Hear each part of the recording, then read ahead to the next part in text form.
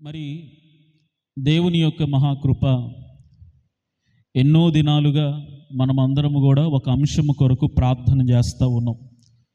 సంఘముగా ఇక్కడ మనమందరము కూడా ఒక అంశాన్ని బట్టి ప్రార్థన చేస్తూ ఉన్నాం. అలాగని ఈ ఫైర్ వర్డ్ మినిస్ట్రీస్ పరిచర్యలో ఎంతోమంది ఈ పరిచర్యను ప్రేమిస్తూ ఈ పరిచర్యలో కొనసాగుతూ ఈ పరిచర్యలో సంఘ సభ్యులుగా చేర్చబడి మరి ఎంతోమంది ఒక అంశము కొరకు ప్రార్థించినటువంటి సంగతి మనందరికీ తెలిసిందే.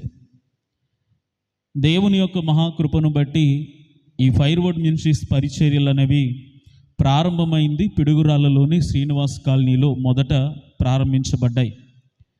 అయితే తరువాత ఒక సంవత్సరం తర్వాత అనుకుంటా మరి దేవుని యొక్క పిలుపును బట్టి దేవుడిచ్చిన దర్శనాన్ని బట్టి ఈ సుందరీ కాలనీ ప్రాంతానికి వచ్చి మరి ఇక్కడ ఈ రీతిగా పరిచర్ను ప్రారంభించి మనకి అనుకూలమైనటువంటి మన స్తోమతకు తగినటువంటి ఒక మంచి మందిరాన్ని మనం నిర్మించుకొని ప్రతి ఆదివారం కూడా ఈ మందిరంలో మనం ప్రభువుని ఆరాధిస్తూ ఉన్నాం. అయితే ఈ ఫైర్ వర్డ్ మినిస్ట్రీస్ పరిచర్య ప్రారంభమైనటువంటి శ్రీనివాస్ కాలనీలో మాత్రం మనకి మందిరము లేదు.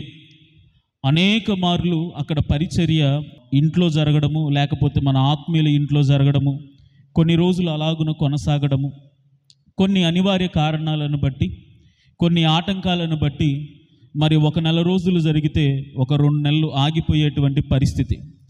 మరలా మరొక చోట ప్రారంభించి మరలా అక్కడ ఒక 2 నెలల్లో 3 నెలల్లో మరి అక్కడ పరిచర్యను కొనసాగిస్తే కొన్ని ప్రతికూల పరిస్థితులను బట్టి అక్కడ మరలా పరిచర్య ఆగిపోయేటువంటి పరిస్థితి. అక్కడ పరిచర్య ప్రారంభమైనప్పటికీ కూడా అనేక సందర్భాల్లో అది కొనసాగడం జరిగింది, మరలా కొన్ని దినాలు అది నిలిపివేయడం జరిగింది. ఇలా పరిచర్య కొంత ఇబ్బందికరమైనటువంటి పరిస్థితుల మధ్య వెళ్తూ ఉండగా మరి సంఘం అంతా కూడా అత్యాశక్తితో ఒక అంశాన్ని బట్టి ప్రార్థన చేయడం మొదలుపెట్టాం. ఏంటది? శ్రీనివాస్ కాలనీలో కూడా ఒక నూతనమైనటువంటి మందిరాన్ని మనం నిర్మించుకోవాలి. గృహాలలో కాకుండా దేవుని కొరకు ఒక స్థలాన్ని మనం ప్రత్యేకంగా ఏర్పరచుకొని ఒక నూతనమైనటువంటి మందిరాన్ని నిర్మించుకోవాలి అనేటువంటి ఆలోచనతోటి, ఆశతోటి, దేవుని యొక్క నడిపింపుతోటి, ఆయన ఇచ్చినటువంటి దర్శనంతో మనమందరం కూడా ప్రార్థిస్తూ మరి ముందుకు కొనసాగుతూ ఉన్నాం. అయితే దేవుని యొక్క మహాకృపను బట్టి 2025వ సంవత్సరంలో మరి ఫిబ్రవరి మాసంలో సంఘములో ప్రతి ఒక్కరికి తెలియజేశాను. మరి శ్రీనివాస్ కాలనీలో పరిచర్య నిమిత్తము ఒక 3 సెంట్ల స్థలాన్ని తీసుకోవాలని అనుకుంటున్నాం అనేటువంటి ఆలోచన మరి సంఘానికి తెలియజేసినప్పుడు మరి ఒక ప్రాముఖ్యమైన విషయాన్ని అదే దినాన తెలియజేశాను. మనము అక్కడ మందిరాన్ని నిర్మించుకోవాలి అని అంటే మనకి 3 సెంట్ల స్థలం అవసరమవుతుంది. ఒక్కొక్క సెంటు ఖరీదు 2 లక్షలు అనుకుంటే మనం 3 సెంట్లు తీసుకోవాలి అని అంటే 6 లక్షలు అవుతుంది. కాబట్టి ఒక సంవత్సరం 3 లక్షలు సంపాదించుకొని మరి ఒక సంవత్సరంలో అనగా ఈ 2026వ సంవత్సరంలో మరి ఒక 3 లక్షలు సమకూర్చుకొని ఒక 6 లక్షలను మనం చేతబట్టుకొని దేవుని కొరకు, మందిరము కొరకు ఒక స్థలాన్ని మనం కొనుగోలు చేయాలి అనేటువంటి ఆలోచనతోటి సేవకుడిగా మీ అందరినీ ప్రార్థన అవసరత కోరాను. అయితే దేవుని యొక్క మహాకృప ఏంటంటే నేను 2025వ సంవత్సరము ఫిబ్రవరి మాసంలో ఈ సమాచారాన్ని సంఘానికి తెలియజేయగా మరి దేవుని యొక్క మహాకృప మరి ఫిబ్రవరి నెల గడిచిపోయిన తర్వాత మార్చి, ఏప్రిల్, మే ఈ 3 నెలలలోనే మనము 3 సెంట్ల స్థలాన్ని కాకుండా 4 సెంట్ల స్థలానికి అడ్వాన్స్ ఇవ్వడానికి దేవుడు కృప చూపించాడు. హల్లెలూయా.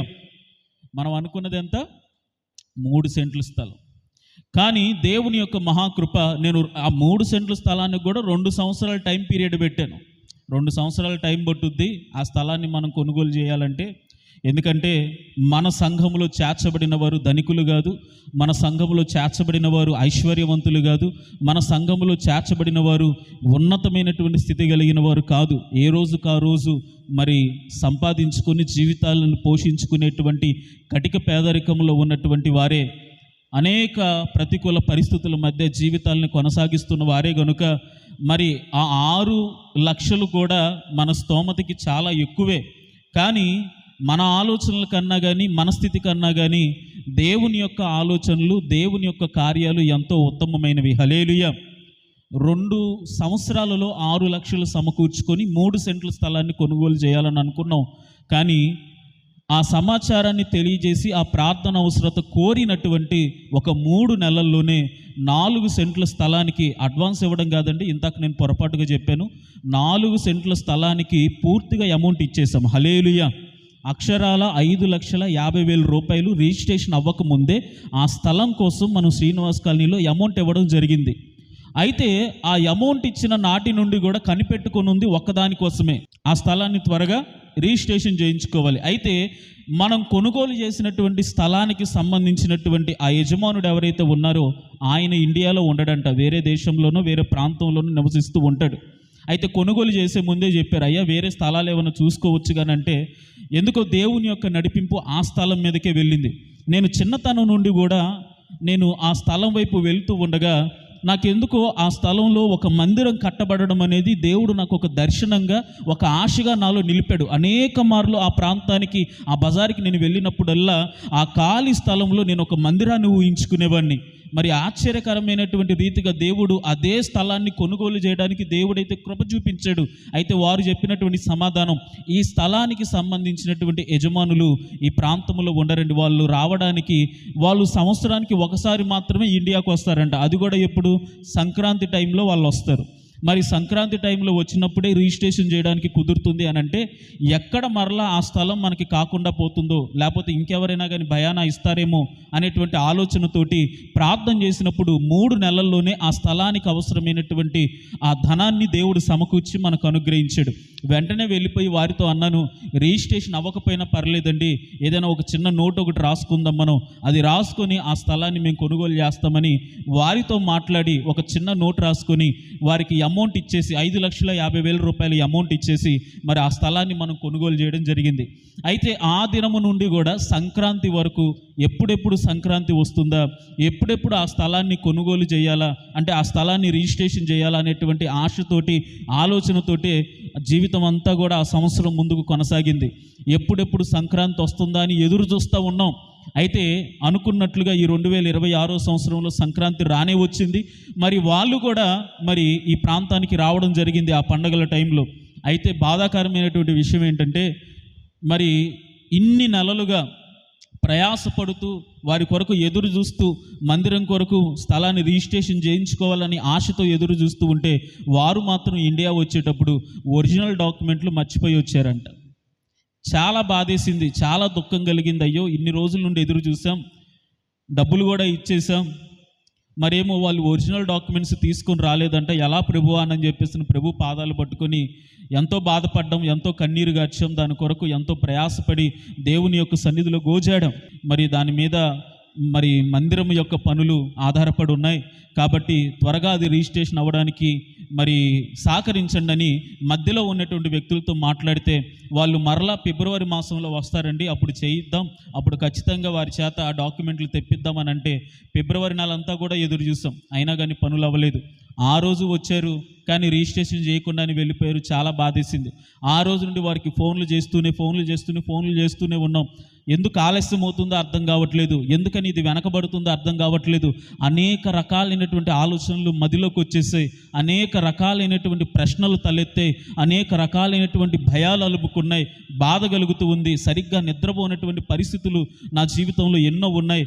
వేదనతోటి ప్రార్థన చేస్తూ ఉంటే దేవుని యొక్క నడిపింపండి, ప్రతి ఆలస్యం వెనుక దేవుడు ఏదో ఒక మేలును దాచుంచుతాడనేటువంటి విశ్వాసంతో ముందుకు కొనసాగినప్పుడు ఆ ఆలస్యం ఎటువైపు దారి తీసిందో తెలుసా? మనము 4 సెంట్లు కొనుగోలు చేసాం, అయితే రిజిస్ట్రేషన్ పూర్తయ్యే సమయానికి మనకి డబ్బులు తీసుకోకుండానే వారంతట వారే 6 సెంట్ల స్థలాన్ని మనకి రిజిస్ట్రేషన్ చేశారు. హల్లెలూయా. 2 సెంట్ల స్థలానికి ఇంకా డబ్బులు కూడా ఇవ్వలేదు మనం. వాళ్ళు అన్నారు, పాస్టర్ గారు మందిరానికి ఉంటా ఉన్నారు, 6 సెంట్ల స్థలం తీసుకోండి అని చెప్పేసి అన్నాడు. మీరే ఉందండి, మీరు బాగానే చెబుతారు, ఆ డబ్బులు సమకూర్చుకోవడానికి మేము చాలా కష్టపడ్డాం, సంఘం ఎంతో ప్రయాసపడింది, ప్రార్థన చేశారు, 6 సెంట్ల స్థలం అంటే మరి సాధ్యమయ్యేటువంటి పని కాదండి, మాకు చాలా కష్టమైపోతుంది అని అంటే మీరు మాకు అప్పుడే డబ్బులు ఇవ్వాల్సిన పని లేదు. ఎందుకంటే ఆయన వచ్చినప్పుడే రిజిస్ట్రేషన్ చేయించుకుంటే మరలా మనకి ఏదైనా కావాలంటే మరలా ఆయన దొరకడు. ఎప్పుడో సంక్రాంతికి ఒకసారి వస్తాడు ఆయన సార్ గారు. కాబట్టి దయచేసి మా మాట ఆలకించి మీకు అవసరమైనంత మీరు రిజిస్ట్రేషన్ చేయించుకోండి, డబ్బులు మీరు తర్వాత ఇచ్చినా మాకు ఇబ్బంది లేదు అని వారంతట వారే మనం 4 సెంట్ల స్థలాన్ని కొనుగోలు చేస్తే దేవుడు 6 సెంట్ల స్థలాన్ని మొన్న సోమవారం రిజిస్ట్రేషన్ అవ్వడానికి ప్రభు కృప చూపించాడు. హల్లెలూయా. నిజంగా చాలా ఆశ్చర్యం. మొదట మనం అనుకున్నది ఎంత? 3 సెంట్ల స్థలం. ఎన్ని సంవత్సరాల టైం అనుకున్నాం? 2 సంవత్సరాల టైం అనుకున్నాం. కానీ 3 సెంట్ల స్థలాన్ని 4 సెంట్లుగా మార్చాడు. ఆలస్యం అవుతుంటే ఎందుకు ప్రభు ఆలస్యం అవుతుంది అని అనుకుంటే ఆఖరికి దానిని దేవుడు 6 సెంట్లు చేశాడు. అంటే మనం అనుకున్న దానికి 2 ఆశీర్వాదం. హల్లెలూయా. అంటే మన ఆలోచనలు కొంతవరకే, కానీ దేవుని యొక్క ఆలోచనలు ఎంతో ఉన్నతమైనవి.